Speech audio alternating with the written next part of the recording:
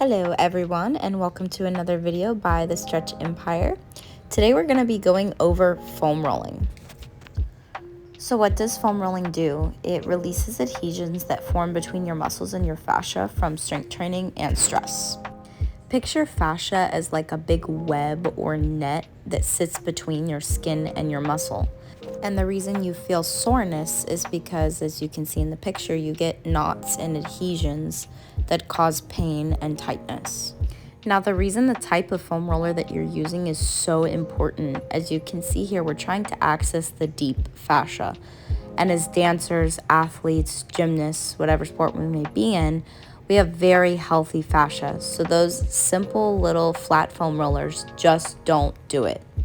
What I recommend getting is what I'm using today. This is the densest form of foam rolling that you can get.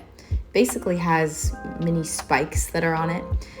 If you don't have this type of foam roller yet, I do have it on my website in multiple different colors, and I would definitely suggest upgrading to this so that your foam rolling is actually effective, and the link is in my bio. So getting started with our foam rolling, we're first going to start with our calves. So we want to stay between the knee and the ankle and just work between this point, between the two joints. We're going to go ahead and lift our tush up off of the ground and roll all the way to the ankle, all the way to almost the back of the knee. And you want to turn your leg inside and turn it out a little bit as you roll and kind of explore through the muscle to feel where you feel any of those knots or adhesions. As you can see, I feel one right here. So what I'm going to do is I'm going to stack my leg on top of the other one in order to put a little bit more pressure to feel it just a little bit more. After you hold those knots or adhesions for about 20 seconds, continue to roll through those 2 points between the knee and the ankle and look for more adhesions. And don't be afraid to stop when you feel it and hold for about 15 to 20 seconds like you can see me doing here. I will also mention it is important to flex the foot. As you can see, the foot that I'm working here is flexed because it lengthens the muscle, so it makes it a little bit more accessible.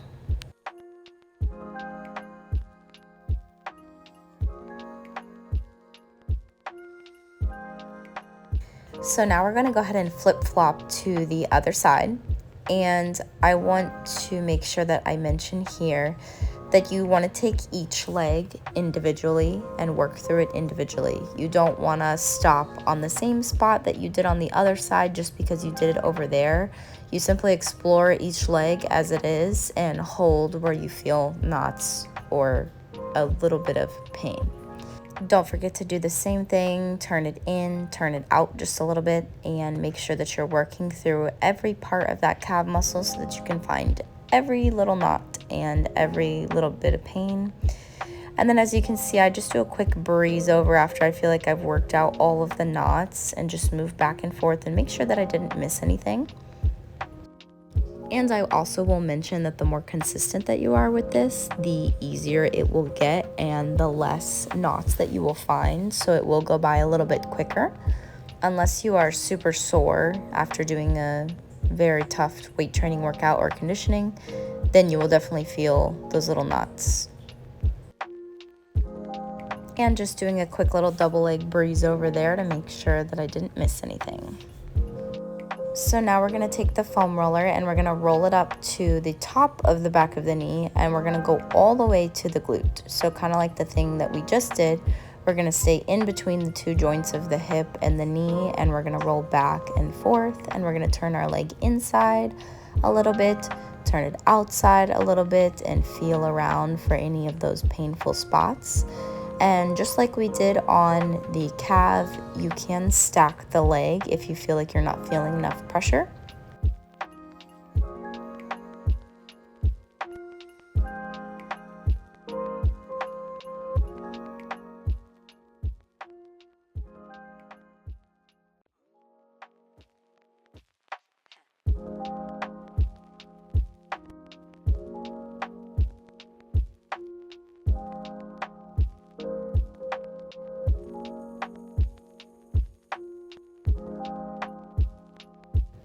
And now we're going to flip-flop, staying in the same section, making sure that we're taking this leg individually and not stopping in the same spots that we did on the other side.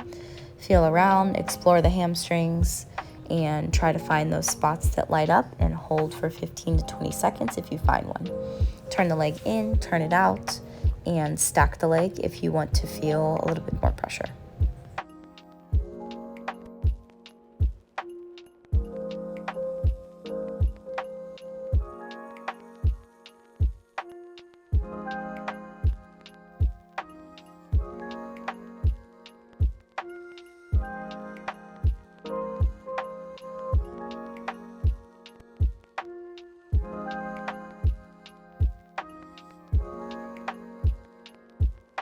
And here's for another quick double leg breeze over just to make sure I didn't miss anything.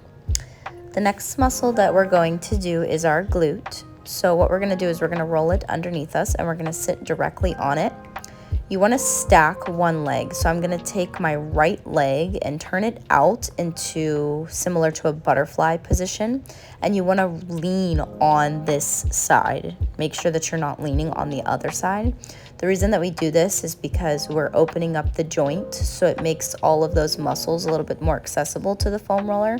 We have lots of nerves and different intertwinings of muscles that go in through our hips, and our glutes and pelvic muscles are very intricate. So it's very important that we open this up, lean into that side that's open, and explore that area and make sure that you find all of those little spots. Same application for the other side.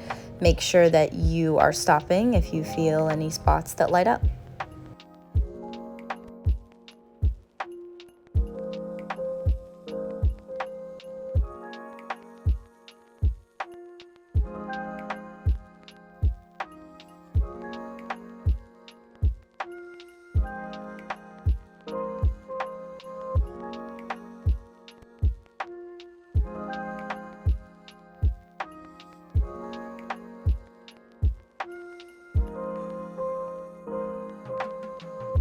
So now we're going to move on to our back. We want to make sure that our spine goes on the soft part. That's what that part is for. And we don't want to foam roll the lower back because there is no fascia to release there.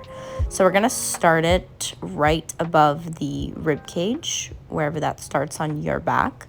And for my girlies with long hair, just make sure that you move your hair out of the way because it will get stuck underneath it. And you're going to give yourself a big hug and pull your shoulder blades apart, like really pull them apart, almost like you're trying to touch your shoulders to your chin in order for you to get all of those back muscles. And you want to try to angle yourself where you can go all the way up to your neck almost to really get all the way up into that upper trap. And I like to put my hands up like this after a couple breeze overs, pulling my shoulders together just so I can really dig up there in my neck. And then you just give yourself a big hug again, and you kind of lean into one side, lean into the other side, and really just work both sides of that upper back. And now for probably the worst one, I would say, is going to be the quad. So you're going to put one leg in a froggy position, and you're going to put the other leg straight out behind you, and you're going to roll up and down just like you did on your hamstring, except the only thing that's different here is you want to try to go all the way up into that hip flexor. Especially for dancers, that usually gets really, really tight.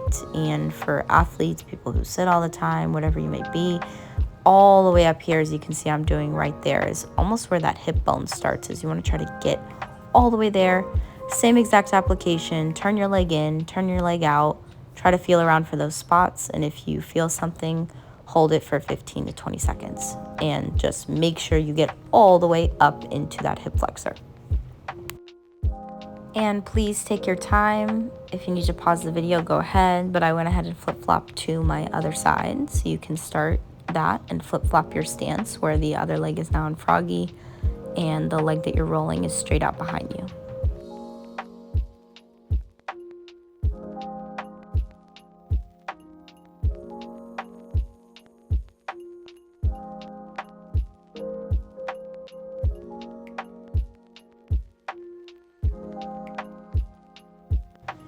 So the next one we're going to do is our inner thigh, and we're going to take the foam roller and turn it parallel to us, and we're going to roll side to side.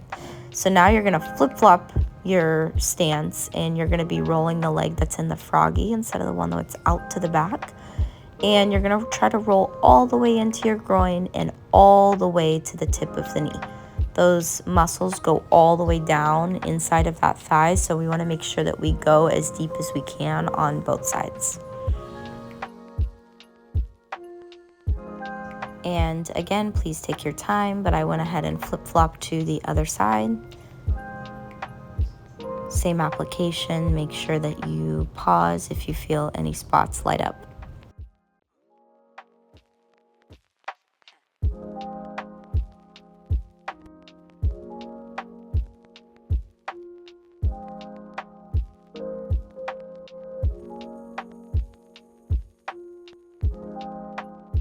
And last but not least is our lat. So this is not necessarily essential, but it's really good for if you have tight shoulders. It will help you free them up a lot. You're gonna lay on your side and put the foam roller directly underneath your armpit. Turn your hand that's extended facing up towards the ceiling to open up all those muscles that are in there in that lat. And I like to look up and almost like aim my chest up to the ceiling just a little bit to dig around through the back side of the lat, because that's where it seems to get the most tight. And you can do like I'm doing here and kind of help move back and forth and use your hand, your other hand, to help move that foam roller because it's a bit awkward.